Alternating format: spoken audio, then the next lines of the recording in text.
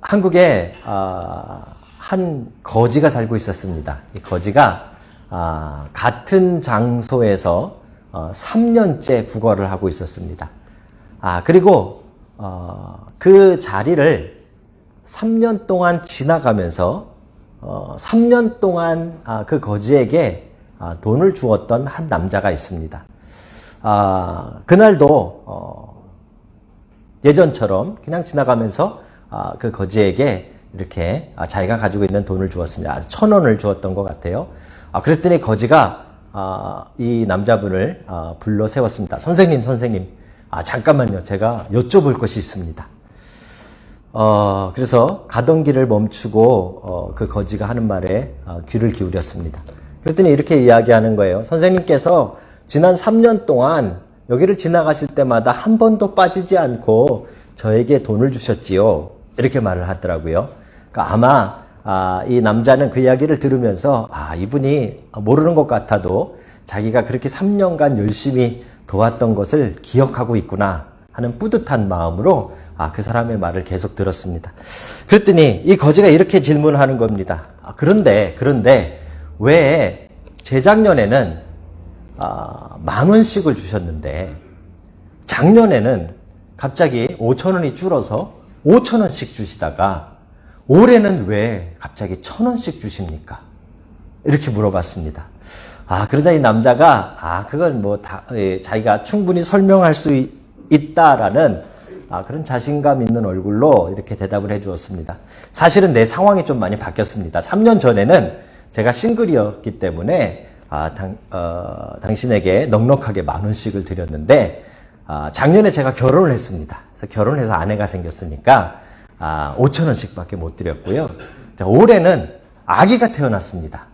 그래서 1,000원씩밖에 못 드리게 됐습니다.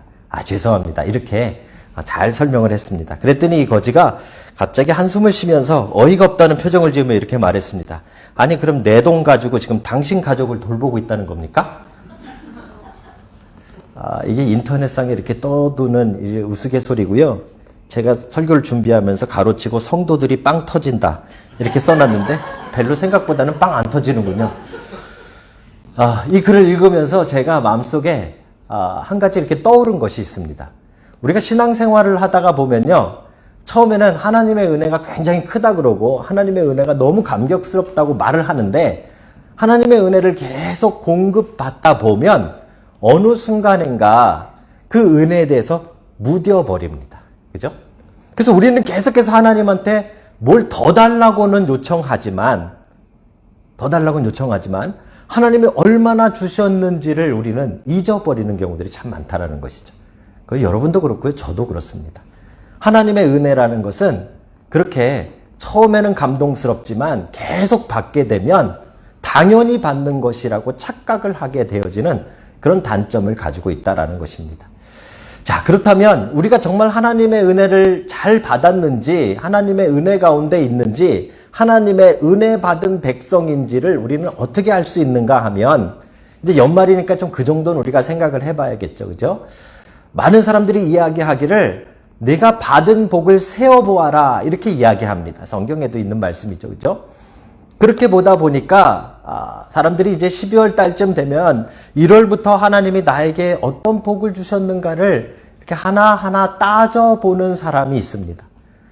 그리고 나서 이만큼 받았구나 라고 깨닫는 경우들도 왕왕 있죠.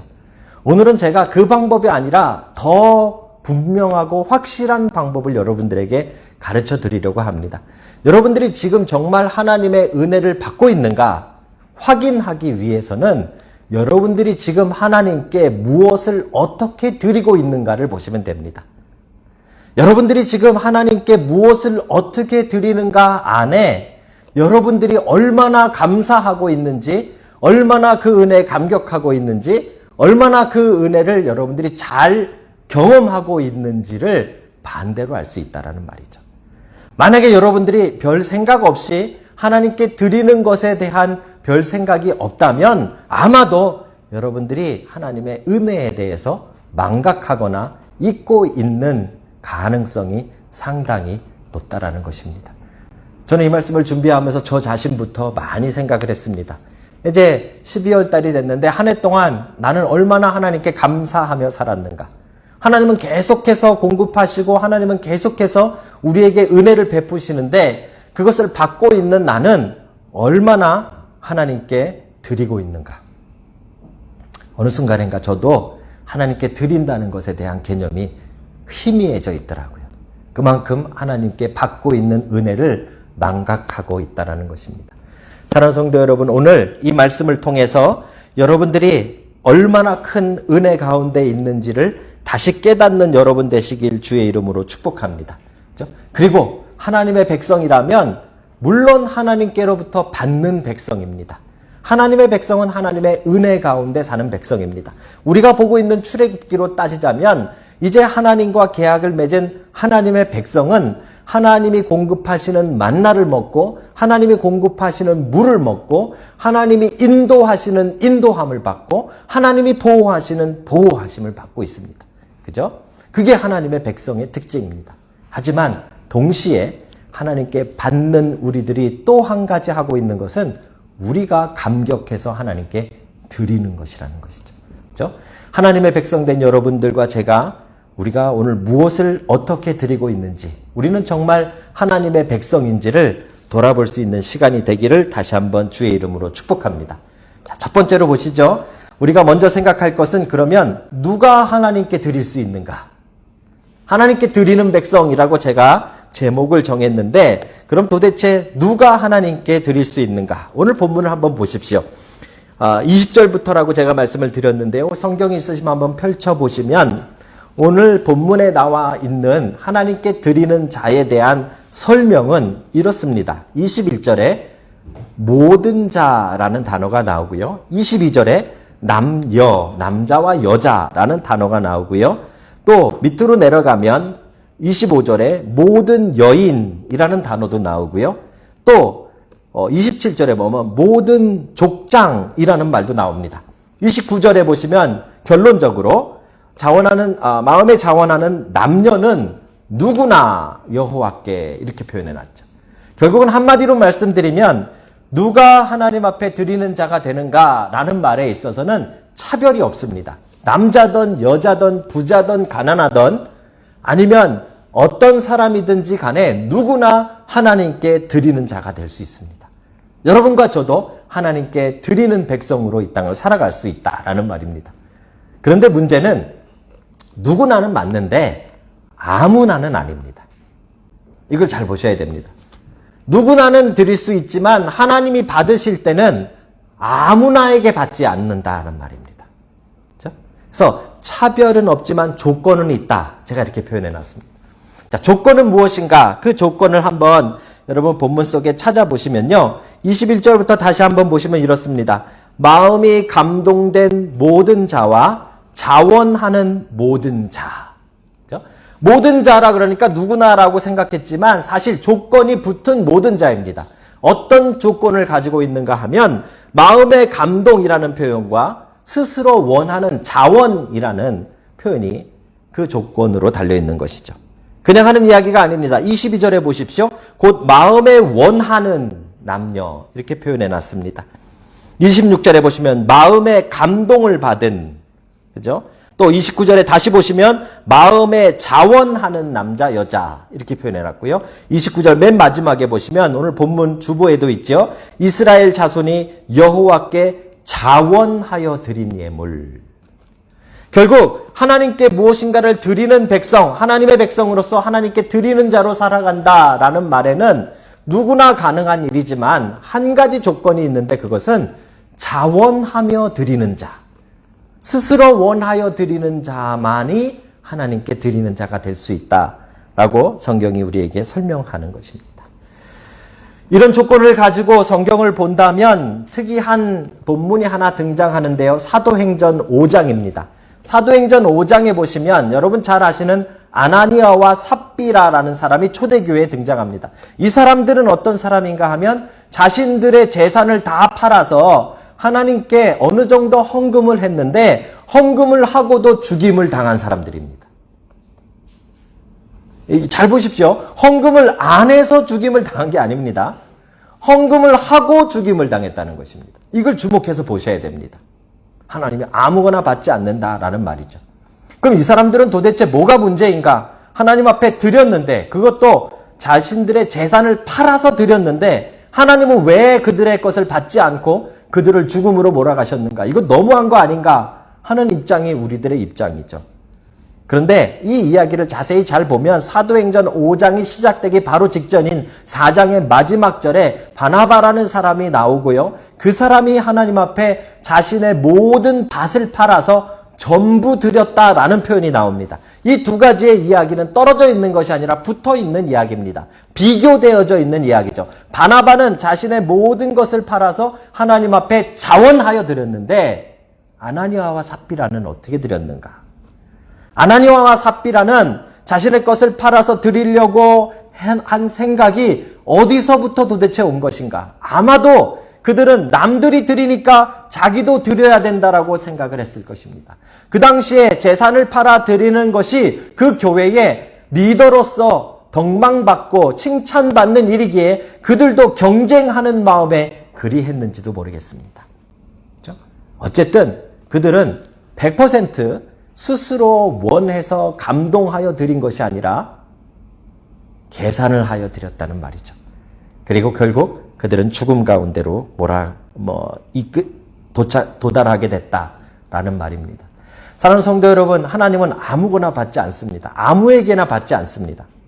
하나님이 받으시는 유일한 드리는 자의 조건은 자원함입니다. 그렇죠? 금액은 상관없습니다. 금액은 중요하지 않습니다. 하나님은 그 사람이 정말 하나님의 은혜에 감격해서 감동해서 스스로 원해서 드리고 있는가 그렇지 않는가를 보고 있다는 사실을 우리는 조금 주목해서 충격스럽게 봐야 할 것입니다. 제가 목회를 하면서 지금 오클랜드에서 담임 목회 10년 하고 여기 와서 이제 4년 차인데요. 14년 동안 늘 제 마음속에 다짐하며 이 원칙을 지켜가려고 하는 한 가지가 있습니다. 그게 바로 자원함입니다. 자원함. 성도들에게 무언가 봉사를 요구하거나 또 우리 교회가 어려워서 예를 들어서 헌금을 요구할 때라도 자원함이 빠지면 하나님이 받으시지 않는다라는 분명한 생각을 가지고 있습니다. 그래서 저는 자원함을 굉장히 강조합니다. 저희 교회에 방문하시는 분들이 참 많은데 지난 3년 동안 저희 교회에서 예배를 드리시고는 이렇게 조언을 해주시는 분들 가운데서 공통된 조언이 하나 있었습니다. 그게 뭔가 하면 바로 이겁니다. 요즘 21세기에 파워포인트 하나 안 쏘는 교회가 어디 있느냐? 이 무슨 조선시대도 아니고 악보를 여기다 넣어가지고 다 고개 숙이고 찬양해서 되겠냐? 이걸 좀 보고 하자. 라고 조언하시는 분들이 상당히 많았고요. 그 중에 한 분은 스크린이든 프로젝터든 도네이션을 해줄 테니까 해봐라 라는 분들까지 계셨습니다. 근데 우리가 이거 하는데 4년 걸렸습니다. 왜 그랬을까요? 아마 우리 청년들, 제가 틀릴 수도 있지만, 우리 청년들 정도면 제가 이 프로젝터 좀 쏘고 PPT 좀 준비해달라고 부탁하면 아마 하는 친구가 많았을 것이라고 생각합니다. 그죠? 물론 많았겠죠. 처음에 시작할 때. 근데 아마 한 몇 주 지나면 입이 이만큼 나와서, 효제는 안 그러지만, 입이 이만큼 남아서 아마 봉사하는 사람들이 많았을 거예요. 그죠? 그런데 어느 날, 한 형제가 오늘 아파서 못 나왔는데 다행히 다행이 아니죠. 예. 아파서 못 나왔는데 한 형제가 저에게 이렇게 연락을 했어요. 목사님, 제가 한번 해보겠습니다. Why not? 그렇죠? 여러분, 자원하면 하나님이 받으십니다. 똑같은 일이지만 시켜서 하는 것과 스스로 원해서 하는 것은 전혀 다른 것입니다. 어떤 면에서 다르는가 하면 일이 진행되는 면이 아니라 하나님이 받으시는 면에서 다르다는 말입니다. 몇 주 전에는 어떤 집사님이 저희 교회를 떠나서 멀리 가셨던 집사님이 저희 부부를 뵙자고 해서 만났더니 목사님 목적 헌금을 좀 하고 싶습니다. 교회가 꼭 필요한 곳에 좀 써주십시오. 얼마나 감사한 일인지 모릅니다. 그렇죠?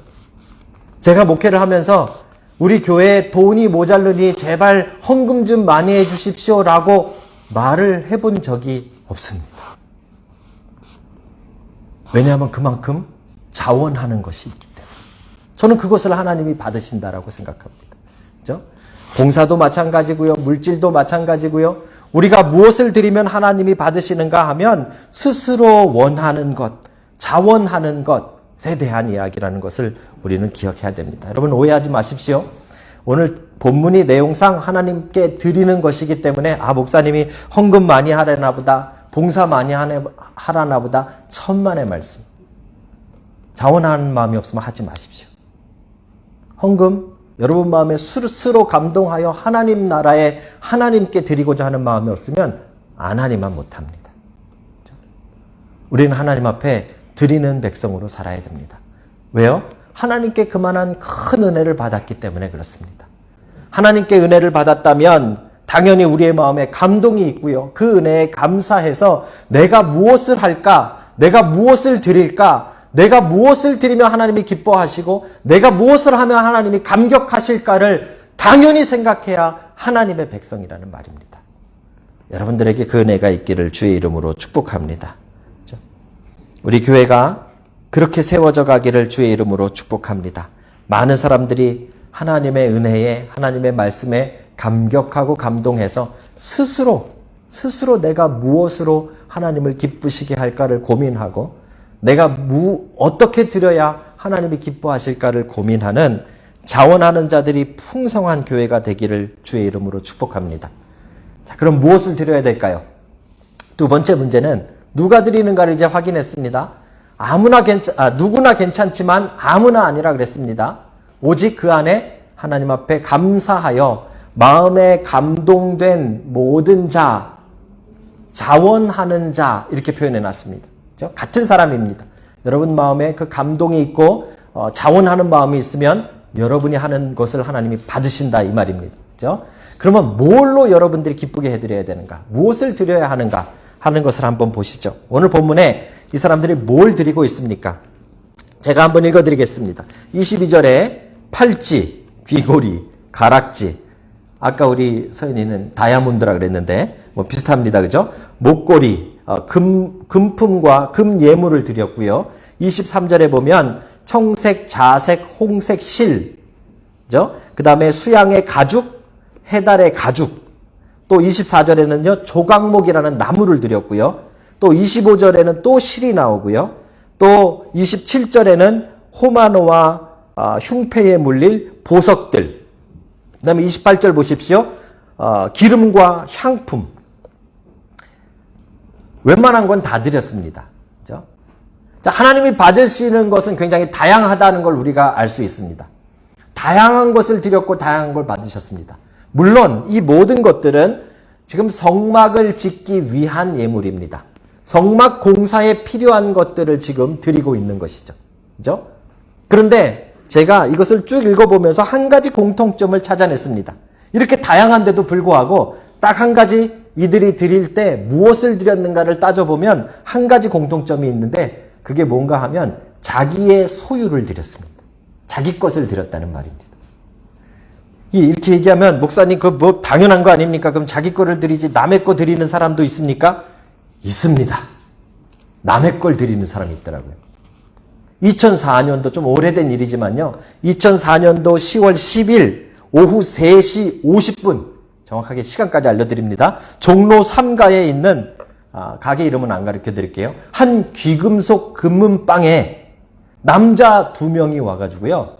남자 2명이 와서 물건을 사는 척 하면서 이 신용카드로 계산하는 척하고 시간을 끌고 한 사람이 또 그걸 계산하는 척하고 또 한 사람이 반지 2개를 훔쳐가지고 도망간 사실이 있었습니다. 반지가 그때 시가로 2개 합쳐서 29만 원 정도. 결국은 이 2사람이 잡혔습니다. 놀라운 사실은 이 2사람이 다 목사님들이었습니다. 뭘 그렇게 놀랍니까? 목사가 반지 좀 훔쳤대는데. 반지 2개 훔쳤어요. 근데 경찰이 잡고 나니까 목사님들이에요. 이 목사님 2분이서 10년 지기 친구입니다. 10년 동안 2분이 알고 지내던 목사님들인데 한 목사님의 예배당에 얼마 전에 불이 났대요.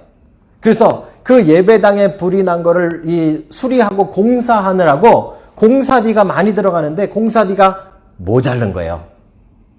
그래서 목사님 두 분이 그러면 금은방을 털자 하셔서 두 분이 가서 한 분은 이 신용카드로 결제하는 척 하시고 또 한 분은 반지를 만지작만지작하다 두 개를 훔쳐가지고 나오셨다가 걸리게 된 것이죠.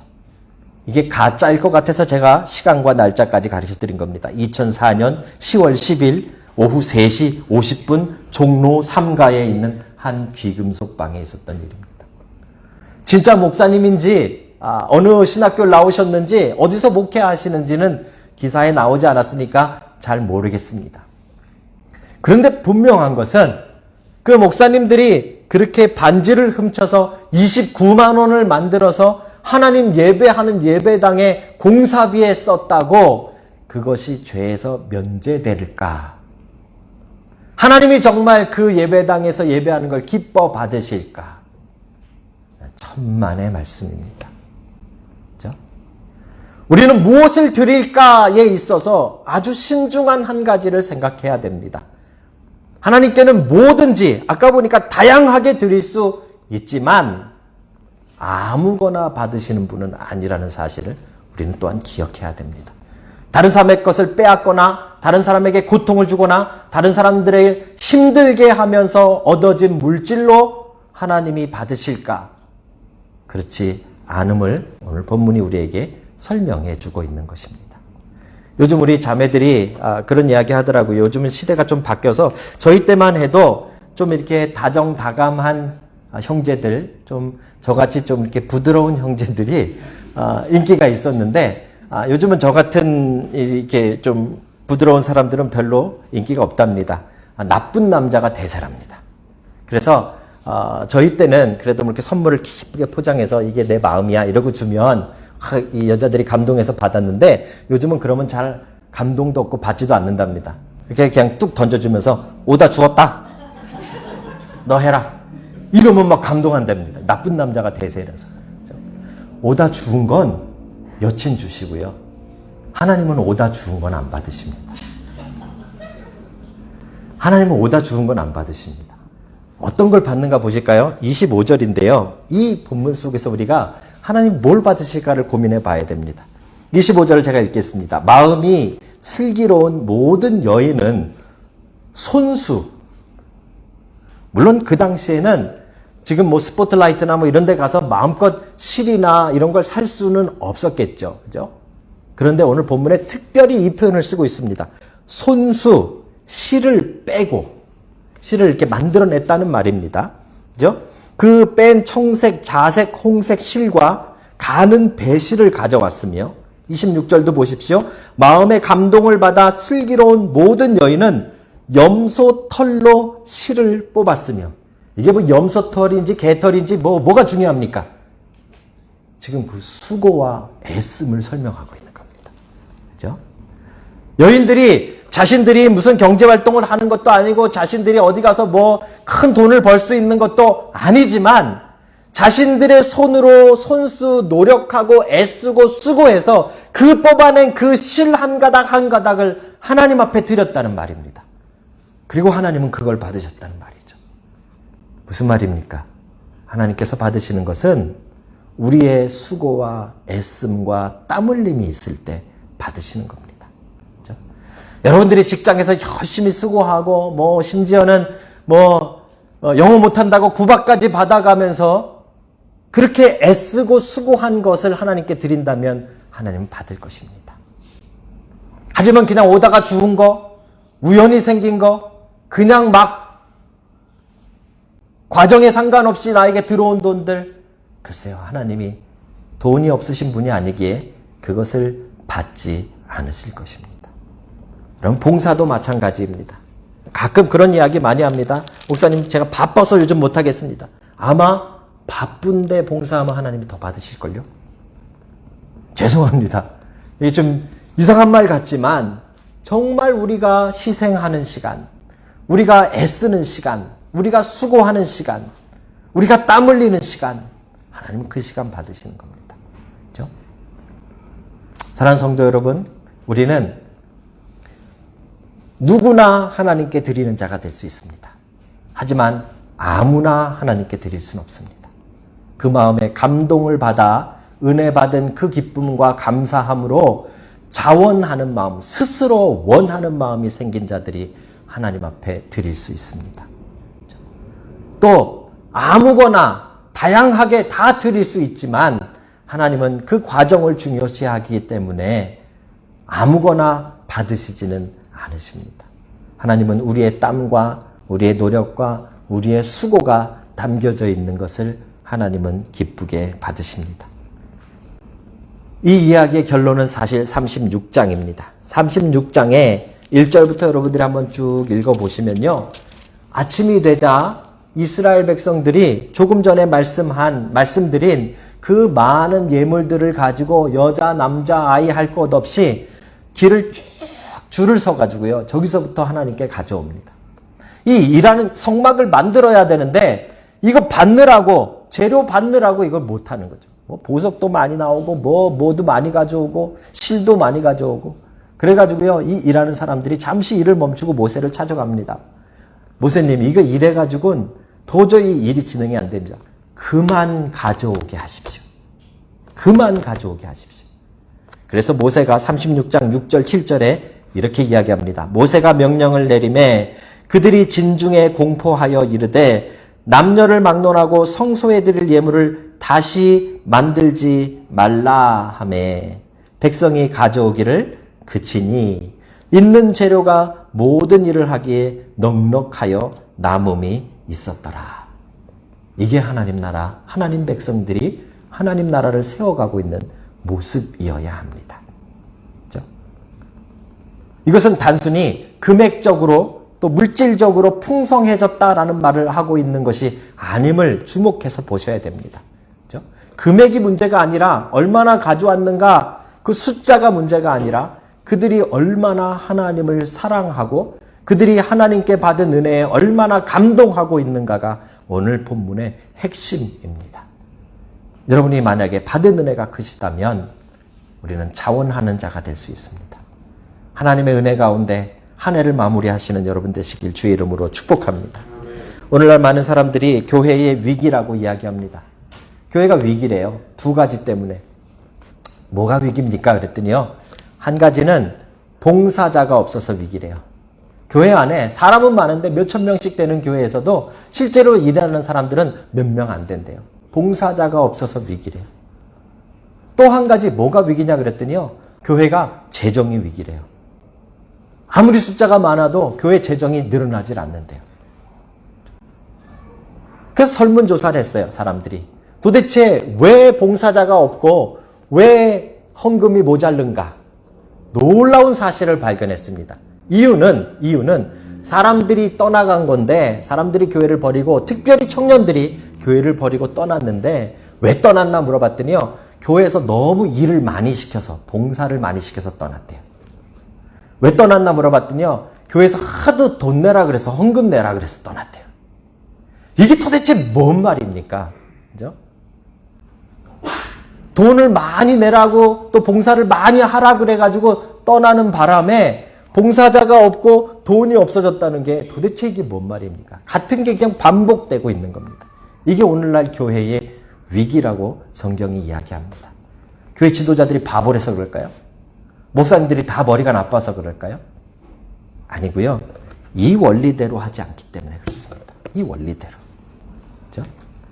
자원하는 물질을 받고 자원하는 봉사를 받는 교회가 점점 그 길에 서야 하는데 자원하지 않고 시켜서 하는 일들, 자원하지 않고 시켜서 내는 헌금들에 의존하면 교회는 무너져 내리는 것입니다. 사랑하는 성도 여러분, 작더라도, 그죠? 연약하더라도 우리가 자원하여 하나님 앞에 드리는 자가 되시길 주의 이름으로 축복합니다. 우리가 애쓰고 수고한 것, 우리가 땀 흘린 것을 하나님은 기뻐 받으십니다. 그 시간, 그 물질, 그 정성, 그 마음, 그 행동 하나님이 분명히 받으시는 줄로 믿습니다. 우리는 하나님께 그 이상으로 받았습니다. 이제 우리의 인생은 하나님이 주시는 그 은혜만으로도 풍성한 인생이 될 수 있습니다. 그러려면 여러분도 하나님께 감격하여 드리는 자가 다 되시기를 다시 한번 주의 이름으로 축복합니다.